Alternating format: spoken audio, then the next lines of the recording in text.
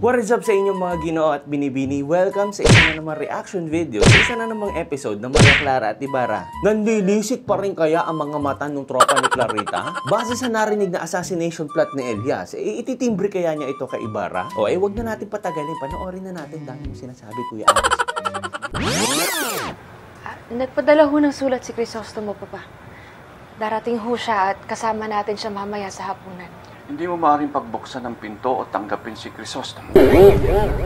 Intro pa lang. Pagsusungit na agad. Ngunit bakit ho, Papa? Grounded ka.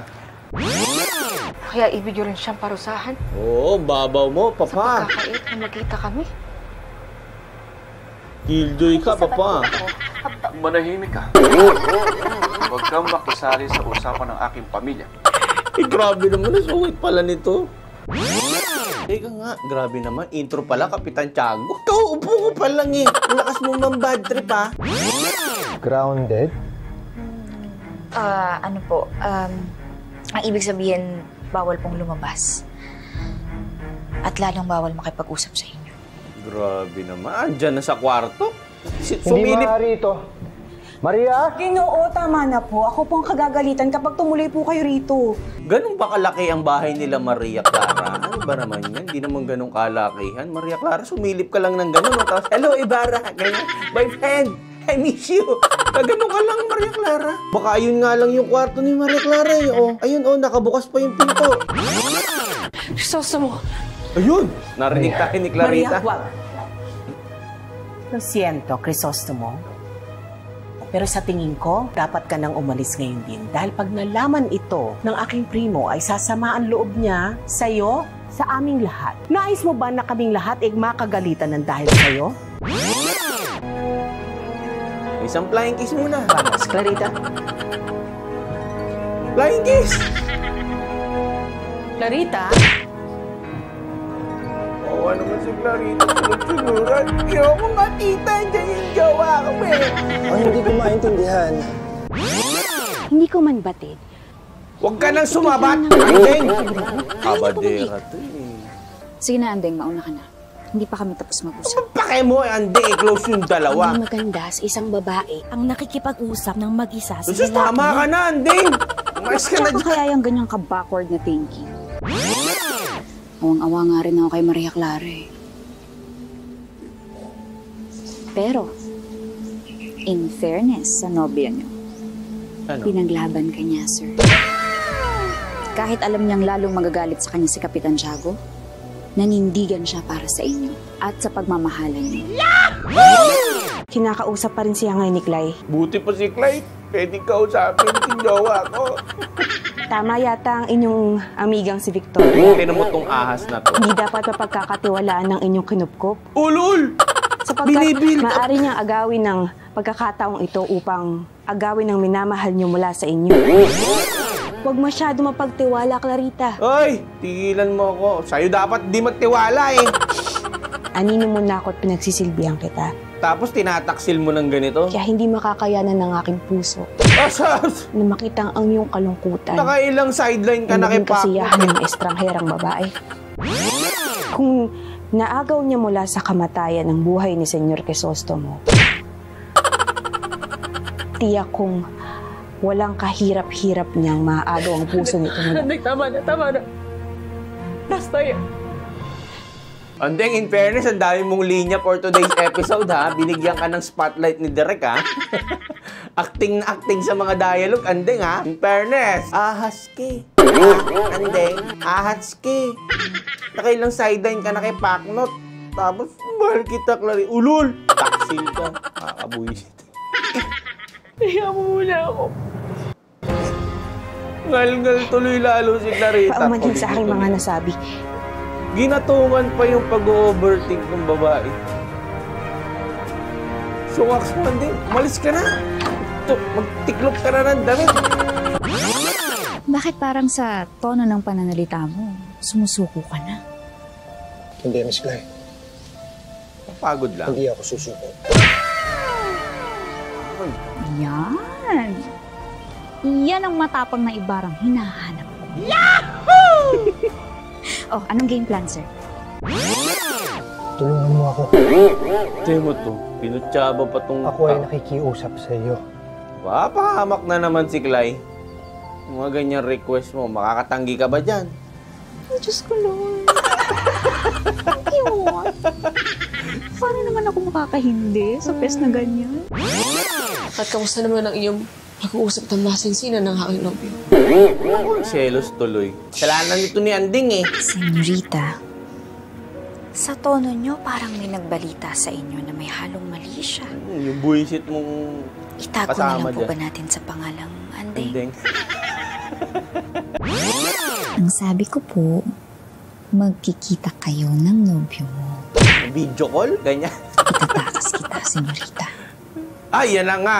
Nagmakaawa sa akin si Sir Ibarre. Huwag mo nang ikwento yan. At hindi ko siya matiis. Hindi ko kayo matitiis. Clary, sosto mo? Yun po ang pinagsamang pangalan yung dalawa ni Sir Ibarra. Ang ganda, di ba? Clarisosto. Parang hindi naman. Parang love team. Gusto niya yarn. Filay ang gusto ko. Ano naman ang iniisip ni Clay? Ko-costume kayo. Don't tell me. Alam ko na. Parang alam ko na din ang gagawin. Mag-cosplay ba kayo? Expert na talaga ako sa pamamlansya. Pwede na nga ako mag-ihon ng barbecue. Anong Barbie? Uy! Aray. Imbis kasi na mata o kamay ang ginagamit mo, yung bibig ang pinapaandar mo. Parang sounds familiar ah. Parang lahat tayo narinig natin to sa ating mga lolo't lola. Mga nanay at tatay, no? Si Tia Isabel pala, nagmula yung ganung kataga eh. Nako, ayan na. Iskapo time! Uy! Wala akong sinong binato. Clarito? Clarito! Ikaw pala yan. Ganda ng sombrero niya ah. Maharlik ang maharlik yung sombrero ni Clarita. Ready na pala si kumpare. Kaya mo na, magbihis ka na. Ay, kung gano'n ay mamulot na tayo ng mga bulaklak na ihahandog sa kanila. Yeah! Sa kanila? Tama ba ang pagkakarinig ko? Na maging si Miss Clay ay hahandugan mo rin ng mga bulaklak? Ay, syempre naman, pare! Bakit ko naman hahandogan ng bulaklak? Huwag ka nang mag-deny. Naku, andyan na yung dalawang ninja. May makeup ba si Clarita? Nako! Tia! Balik! Retreat! Ayun na! Andeng! Ano ba, Tia? Tawag ka ng tawag!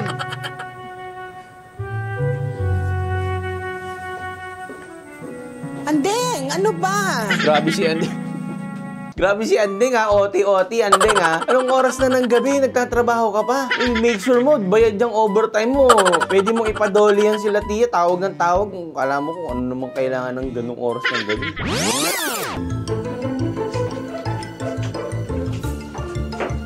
Senyora? Nakita ba sila nitong mahaderang to? Nakita ba sila? Ka na mag-isoso dyan. Pumunta ka na sa senyora mo. Ay, mga kumpare niya, tara't magbabarik daw. Gusto mo? Pare. Effort yung dalawa. Nag-change outfit pa sila sa panlalaki ha. What if? Okay, ito what if lang naman. Yung dalawa naman yung si Ibarra naman tsaka si Fidel magbarot saya tapos mag-disguise papunta ka lang rito. Amiga! Ganun-ganun sa batis. Diba? Kaya nyo ba dalawa yan? Tapang nitong dalawa to. Ngunit sa kabila ng inyong bigote at balbas na hindi tunay, ay nababanaag pa rin ang kagandahan ninyo. Yeah! Nyo talaga ha? Kasama si Clay ha? Ang kagandahan mo, Maria Clara. Asas! Huwag ka nang kumabig, Fidel ha? Sabi mo rin. Double date ba ito? Naku, patay! Andeng, magpadali sa pagkilos. Baka abutan tayo ng alas 9. What the fuck? Halika na. Tia, ayaw pa matulog. Anong oras na? Ay, paparon. Primo, huwag kang mapipigla. Ngunit sina Maria Clara at si Clyde tumakas. Clay, sumablay ka sa part na yun, Clay. Hindi mo man lang hinulma yung una na parang tao, tapos kinoberan mo ng kumot. Alam mo yan, Clay. Imposible, hindi mo yan alam. Iniwan mo ng gano'n na nakatiwangwang yung kama. Huli tuloy kayo. Duda ko si Anding na naman ng sumabat dito. Ha? Kailan ba mapapatalsik to si Anding? Bigyan niyo na nga ng 13-month pay yan na makapag-resign na. Baka inihintay lang niya yung 13-month pay. Magre-resign eh. Sige na, babay na nga. Nabubuisit ako.